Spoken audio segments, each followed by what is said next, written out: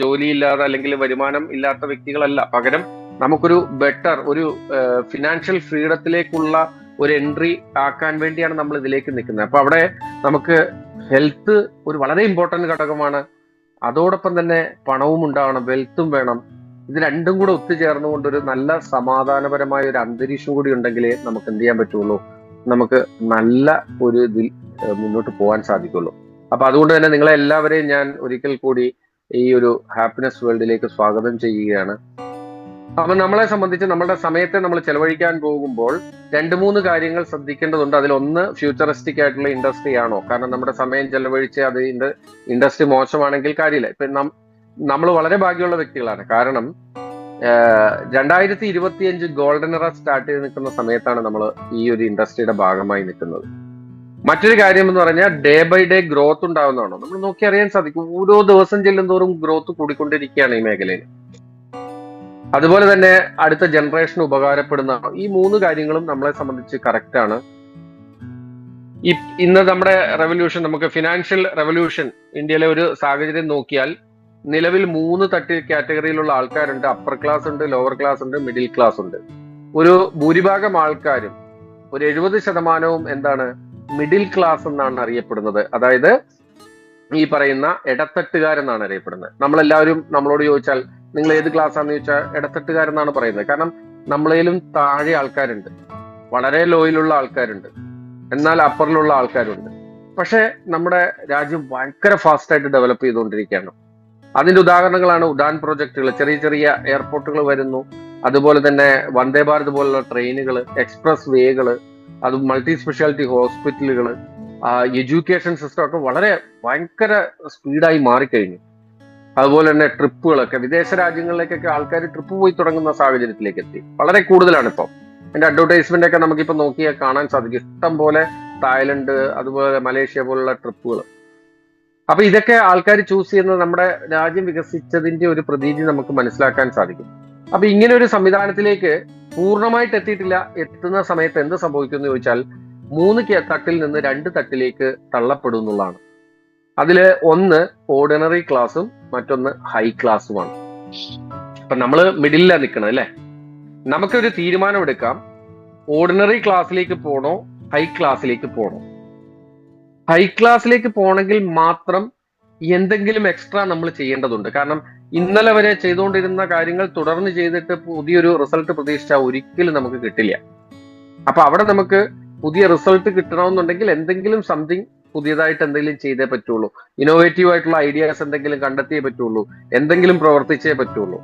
അതേസമയം നമ്മളെ സംബന്ധിച്ച് ഇതൊന്നും വേണ്ട എങ്കിൽ ഓർഡിനറി ക്ലാസ്സിലേക്ക് പോകാനാണെങ്കിൽ പ്രത്യേകിച്ച് കാര്യമായിട്ടൊന്നും ചെയ്യേണ്ട ആവശ്യമില്ല.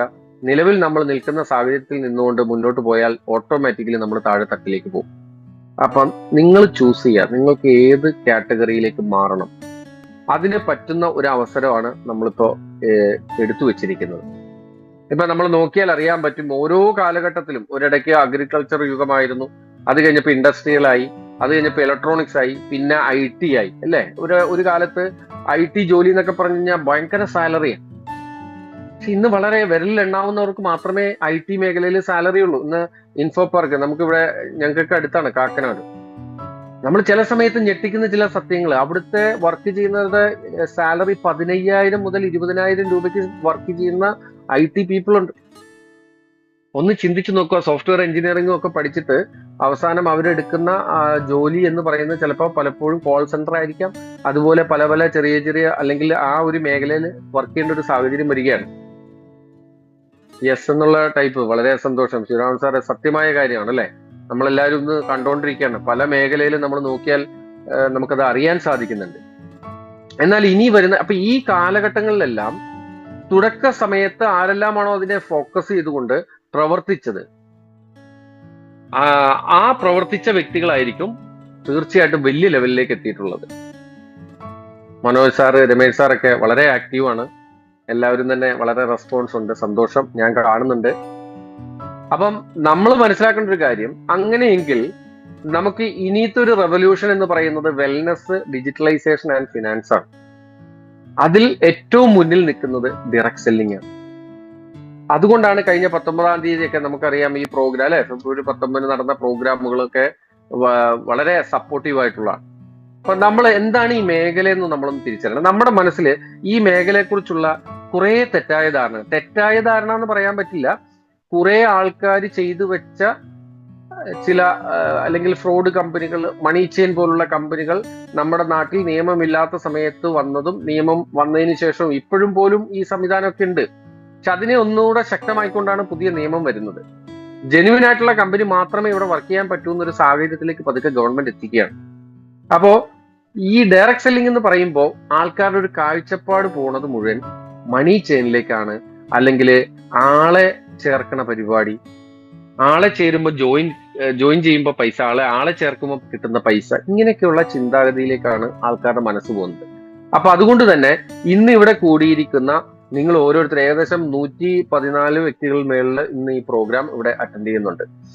നിങ്ങൾക്കിത് വ്യക്തമായിരിക്കണം, എന്താണ് ഡയറക്ട് സെല്ലിംഗ്, എന്താണ് ഡയറക്ട് സെല്ലിംഗ് എന്ന് അറിയണമെന്നുണ്ടെങ്കിൽ നമ്മൾ ഇതുവരെ ശീലിച്ചിരിക്കുന്ന ഒരു മാർക്കറ്റിംഗ് മെത്തേഡാണ് ട്രഡീഷണൽ മാർക്കറ്റിംഗ്. നമുക്കറിയാവുന്ന പരിചിതമായ, ഇപ്പൊ നിങ്ങളൊരു കട തുടങ്ങി നോക്കിയേ, ഒരാൾ നിങ്ങളെ കളിയാക്കില്ല. നിങ്ങളൊരു സ്റ്റേഷനറി കട തുടങ്ങി, ഒരാൾ നിങ്ങളെ കളിയാക്കില്ല. എന്താ കാര്യം? ഇത് നമ്മൾ ശീലിച്ചേക്കണ കാര്യമാണ്. എന്നാൽ അതുകൊണ്ട് രക്ഷപ്പെടുമോന്ന് ചോദിച്ചാൽ രക്ഷപ്പെടത്തൂല്ല. പക്ഷെ എന്നാലും ആൾക്കാർക്ക് ഒരു കുഴപ്പമില്ല. അത് എന്തുകൊണ്ടെന്ന് ചോദിച്ചാൽ ആൾക്കാരുടെ മനസ്സിൽ ആഴത്തിൽ പതിഞ്ഞിരിക്കുന്ന ഒരു ബിസിനസ് സമ്പ്രദായം എന്ന് പറയുന്നത് എന്താണ്? ട്രഡീഷണൽ മാർക്കറ്റിംഗ് ആണ്. അപ്പൊ ഈ ട്രഡീഷണൽ മാർക്കറ്റിംഗ് ആൾക്കാർ അക്സെപ്റ്റ് ചെയ്തൊരു കാര്യമാണ്. എന്താണ് ട്രഡീഷണൽ മാർക്കറ്റിംഗ് എന്ന് ചോദിച്ചാൽ, ഒരു ഉൽപ്പന്നം, ഏതെങ്കിലും ഒരു മാനുഫാക്ചർ ഉണ്ടാക്കിയ ഒരു ഉൽപ്പന്നം, അവിടെ നിന്ന് നമ്മളിപ്പോ ഒരു സാധനം വാങ്ങുന്നത് ഡയറക്റ്റ് ഇത് ഉണ്ടാക്കിയ ആ ഫാക്ടറിയിലൊന്നും പോയല്ല വാങ്ങുന്നത്. നമ്മുടെ വീടിന്റെ തൊട്ടടുത്തുള്ള ഏതെങ്കിലും ഒരു റീറ്റെയിൽ ഷോപ്പിൽ പോയിട്ടായിരിക്കും നമ്മൾ വാങ്ങുക. അപ്പൊ അവിടുത്തെ ഒരു സംവിധാനം എന്ന് പറയുന്നത്, ഒരു മാനുഫാക്ചറുടെ അടുത്ത് നിന്ന് ഒരു C&F ഏജന്റിലേക്കും നാഷണൽ ഡിസ്ട്രിബ്യൂട്ടേഴ്സിലേക്കും C&F ഏജന്റിലേക്കും, അവിടുന്ന് state wide distributor, district vice distributor, wholesale dealer, retailer, അങ്ങനെയാണ് നമ്മൾ എത്തിപ്പെടുന്ന റീറ്റെയിൽ ഷോപ്പിലേക്ക് ഈ സാധനം എത്തുന്നത്. യഥാർത്ഥത്തിൽ മാനുഫാക്ചറുടെ പ്രോഫിറ്റ്, മാനുഫാക്ചറുടെ എല്ലാ കോസ്റ്റ് എല്ലാം കൂടെ കൂട്ടി ഒരു 40% വരുള്ളൂ. 100 രൂപയ്ക്ക് നിങ്ങൾ ലെക്സ് എന്ന് പറയുന്ന ഒരു സോപ്പ് നിങ്ങൾ വാങ്ങിയാൽ അതിന് 40 രൂപയാണ് യഥാർത്ഥ മാനുഫാക്ചറിങ് കോസ്റ്റ്, മാനുഫാക്ചറുടെ പ്രോഫിറ്റും. പിന്നെ പോയിട്ട് ഒരു 40 രൂപ പോകുന്നത് ഞാൻ ഈ പറഞ്ഞ പോലെ ഡിസ്ട്രിബ്യൂട്ടേഴ്സ് ആയിട്ട് വരുന്ന ഇടനിലക്കാരിലേക്കാണ് പോകുന്നത്. പിന്നെ ഒരു 20% പോകുന്നത് ഈ ബ്രാൻഡ് നെയിം നമ്മളെ പഠിപ്പിക്കുന്ന വളരെ കോസ്റ്റ്ലി ആയിട്ടുള്ള അഡ്വർടൈസ്മെന്റ് എന്ന് പറയുന്ന സെലിബ്രിറ്റീസ് മാത്രം അതിൽ മുന്നിൽ നിൽക്കുന്ന ഒരു മേഖലയാണ്. അപ്പൊ അങ്ങനെയാണ് നമ്മളെ സംബന്ധിച്ച് വരുന്നത്. എന്നാൽ ഡയറക്ട് സെല്ലിംഗിൽ എന്താ സംഭവിക്കുന്നത്? ഡയറക്ട് സെല്ലിംഗിൽ സംഭവിക്കുന്നത്, ഇവിടെയും ഒരു ഉൽപ്പന്നം ഉണ്ടാക്കണം, അല്ലെ, ഒരു മാനുഫാക്ചർ വേണം. ആ മാനുഫാക്ചറുടെ പ്രോഫിറ്റും മാനുഫാക്ചറുടെ എല്ലാ ചെലവുകളും അടക്കം ഒരു 40% വരുള്ളൂ.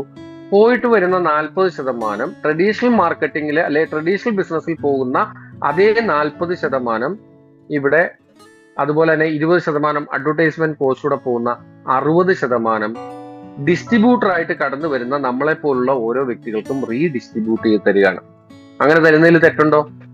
അങ്ങനെ തരുന്നതിൽ തെറ്റില്ല. കാരണം ആ പണി നമ്മൾ എടുക്കണേ. കാരണം ഞാൻ ഈ ഒരു പ്രോജക്റ്റിലേക്ക് വന്ന സമയത്ത് ഒരു ഉൽപ്പന്നം വാങ്ങിയപ്പോൾ ഞാനൊരു കസ്റ്റമർ ആയിരുന്നു. ആ ഉൽപ്പന്നം ഇഷ്ടപ്പെട്ടു, ഞാനത് റെക്കമെൻഡ് ചെയ്യാൻ തുടങ്ങിയപ്പോൾ ഞാൻ എന്തായി മാറി? ആ കസ്റ്റമറിൽ നിന്ന് പതുക്കെ ഡിസ്ട്രിബ്യൂട്ടർ ആയിട്ട് മാറി. ഡിസ്ട്രിബ്യൂട്ടറായി ഞാൻ എൻ്റെ ആ ഏരിയയിൽ കുറച്ച് പരിസരങ്ങളിലൊക്കെ ഞാൻ ഇതിനെ പ്രൊമോട്ട് ചെയ്യാൻ തുടങ്ങി. ഈ ബിസിനസ്സും ഈ പ്രോഡക്റ്റും ഒക്കെ പ്രൊമോട്ട് ചെയ്യാൻ തുടങ്ങിയപ്പോൾ ഞാൻ എന്തായി മാറി? ഞാനൊരു ഹോൾസെയിലറായി മാറി. ആദ്യം റീറ്റെയിലറായി, അവിടുന്ന് പിന്നീട് ഞാൻ കുറച്ചുകൂടെ ഒന്ന് വൈഡായപ്പോൾ ഞാൻ എന്തായി മാറി? ഒരു ഹോൾസെയിലറായി. കാരണം എനിക്ക് ടീം കുറച്ചൊക്കെ പുറത്തൊക്കെ വരാൻ തുടങ്ങി. അത് കഴിഞ്ഞപ്പോഴത്തേന് അതെന്തായി? അങ്ങനെ നമ്മൾ തന്നെയാണ് ഈ ഇടനിലക്കാരന്റെ റോള് മുഴുവൻ അഭിനയിക്കുന്നത് നമ്മൾ തന്നെയാണ്, അല്ലെങ്കിൽ ഈ റോള് മുഴുവൻ ചെയ്യുന്നത് നമ്മൾ തന്നെയാണ്. ഇവിടുത്തെ പരസ്യം എന്ന് പറയുന്നത് ഏറ്റവും ശക്തമായ പരസ്യമായിട്ടുള്ള word of the mouth advocacy എന്ന് പറയുന്ന വാമൊഴിയാലുള്ള പരസ്യമാണ്. വാമൊഴിയാലുള്ള പരസ്യത്തിന് ഭയങ്കര ശക്തി കേട്ടോ. നിങ്ങൾ ഏത് സെലിബ്രിറ്റിയെ കൊണ്ട് ജയിപ്പിച്ചാലും അതിനേക്കാളും പവറാണ് വാമൊഴിയാലുള്ള പരസ്യം. ഞാൻ അതിനൊരു പ്രൂവൺ എക്സാമ്പിൾ പറഞ്ഞു തരാം. ഇന്ന് സിനിമ ഇറങ്ങുന്ന എല്ലാ സിനിമകൾക്കും പരസ്യം ചെയ്യാറുണ്ട്.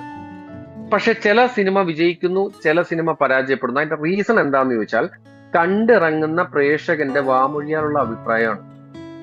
ഇപ്പൊ നിങ്ങൾ ഒരു സിനിമ കാണാൻ വേണ്ടി, ഇപ്പൊ ഒരു പുതിയ സിനിമ ഇറങ്ങി, ആ സിനിമ കാണാൻ വേണ്ടി നിങ്ങൾ ഭയങ്കര ആ ട്രെയിലറൊക്കെ കണ്ടപ്പോൾ ഇഷ്ടപ്പെട്ടു, എന്തായാലും ഭയങ്കരമായിട്ട് പ്രതീക്ഷിച്ചിരിക്കുകയാണ് കാണാൻ വേണ്ടി. അങ്ങനെ ഇരിക്കുന്ന സമയത്താണ് നിങ്ങളുടെ ഒരു ഉറ്റ സുഹൃത്ത് വന്നിട്ട് പറയാണ്, അളിയ പടം പൊളിയാണ്, വെറുതെ കാശ് കളയണ്ട, എന്റെ കാശ് പോയി. എന്തായിരിക്കും സംഭവിക്കുക? അതോടുകൂടി എത്ര ശക്തമായ പരസ്യമല്ല, ഏത് സെലിബ്രിറ്റിയുടെ പരസ്യമാണെങ്കിൽ പോലും അവിടെ എന്ത് സംഭവിക്കും? നിങ്ങളുടെ തീരുമാനം ചിലപ്പോൾ ഒരുപക്ഷെ വേണ്ട എന്ന് വെക്കാം. അതുകൊണ്ട് തന്നെ ഇവിടുത്തെ സെലിബ്രിറ്റീസ് എന്ന് പറയുന്നത് എന്റെ മുന്നിലിരിക്കുന്ന നിങ്ങൾ ഓരോരുത്തരുമാണ്. നിങ്ങളാണ് ഇവിടുത്തെ ബ്രാൻഡ് അംബാസഡേഴ്സ്. ഇന്ന് ഓക്സിയുടെ ബ്രാൻഡ് അംബാസഡേഴ്സ് ആണ് ഇന്നിരിക്കുന്ന ഈ ഇരിക്കുന്ന ഏകദേശം 112 പേരോളം ഉള്ളത് ഓക്സിയുടെ ബ്രാൻഡ് അംബാസഡേഴ്സ് ആണ്. അതുകൊണ്ട് തന്നെ ഈ ഇടനിലക്കാരിലേക്കും പരസ്യക്കാരിലേക്കും പോകുന്ന വരുമാനം നമ്മളിലേക്ക് തന്നെ റീഡിസ്ട്രിബ്യൂട്ട് ചെയ്ത് തരുന്ന ഒരു സിസ്റ്റം. അതുകൊണ്ടുള്ള ഗുണം എന്താന്ന് ചോദിച്ചു കഴിഞ്ഞാൽ നമുക്ക് ടൈം ലിവറേജും പാസീവ് ഇൻകം കിട്ടും. അതാണ് ഡയറക്ട് സെല്ലിങ്ങിന്റെ ഏറ്റവും വലിയ അഡ്വാൻറ്റേജ്. ഒരു സാധാരണക്കാരിൽ നിന്ന് ഒരു ഫിനാൻഷ്യൽ ഫ്രീഡം എൻജോയ് ചെയ്യുന്ന ഒരു വ്യക്തിയായി മാറണമെങ്കിൽ 2 പ്രധാനപ്പെട്ട ഘടകമാണ്. ഒന്ന് time leverage and passive income. ഇത് സംഭവം നമുക്ക് അല്ലാതെയും കിട്ടും കേട്ടോ. ഇപ്പം ഡയറക്ട് സെല്ലിംഗ് തന്നെ ചെയ്യണമെന്നില്ല. നിങ്ങൾക്ക് ടൈം ലിവറേജും പാസീവ് ഇൻകം കിട്ടാനായിട്ടുള്ള മാർഗം ഞാൻ പറഞ്ഞുതരാം. നിങ്ങളൊരു ഇൻഡസ്ട്രി തുടങ്ങിയാൽ മതി. ഒരു 100 പേരെ വെച്ച് ജോലി ചെയ്യിപ്പിക്കാൻ പറ്റുന്ന ഒരു ഫാക്ടറി തുടങ്ങിയാൽ മതി. ഇപ്പൊ നിങ്ങൾ മനസ്സിൽ ചിരിക്കുന്നുണ്ട്, 100 പേര്. ഇവിടെ 10 പേരെ വെച്ചിട്ട് മര്യാദയ്ക്ക്, അല്ലെങ്കിൽ ഒരാളെ വെച്ച് മര്യാദയ്ക്ക് പണിയെടുപ്പിക്കാൻ പറ്റില്ല. അന്നേരമാണ് 10 പേരെ 100 പേരെയൊക്കെ വെച്ചിട്ട് നമ്മളൊരു ഇൻഡസ്ട്രി തുടങ്ങി കഴിഞ്ഞാൽ എപ്പോൾ കുത്തുവാള എടുത്തു എന്ന് ചോദിച്ചാൽ മതി എന്ന് നമ്മൾ മനസ്സിൽ ചിന്തിക്കുന്നത്. അവിടെയാണ് സുഹൃത്തുക്കളെ, ലാൻഡ് ലേബർ ക്യാപിറ്റൽ ഇല്ലാതെ നമുക്ക് മാൻ പവർ കൂടുന്നതിനനുസരിച്ച് വർക്കിംഗ് അവർ കൂട്ടി, ടേൺ ഓവർ കൂട്ടി, പ്രോഫിറ്റ് എടുക്കുന്ന വലിയ വലിയ ഇൻഡസ്ട്രീസിന്റെ അതേ ടെക്നോളജി ഡയറക്ട് സെല്ലിങ്ങിലൂടെ കിട്ടി നമുക്ക് ടൈം ലിവറേജും പാസീവ് ഇൻകം ജനറേറ്റ് ചെയ്യാൻ പറ്റും. ഇനി ഇത് നിങ്ങളുടെ മനസ്സിലുണ്ടാവണം. ഡയറക്ട് സെല്ലിംഗ് എന്ന് പറയുന്ന ചെറിയ പരിപാടിയൊന്നുമല്ല. അറിയാൻ പാടില്ലാത്തൊരു പല കാര്യങ്ങളും പറയും. ഈ ഇരിക്കുന്ന 112 പേർക്ക് ഇതിനെക്കുറിച്ച് അറിവുണ്ടായിരിക്കണം. അതുകൊണ്ട് പറഞ്ഞതാണ്. അപ്പൊ നമ്മളൊരു കമ്പനിയിൽ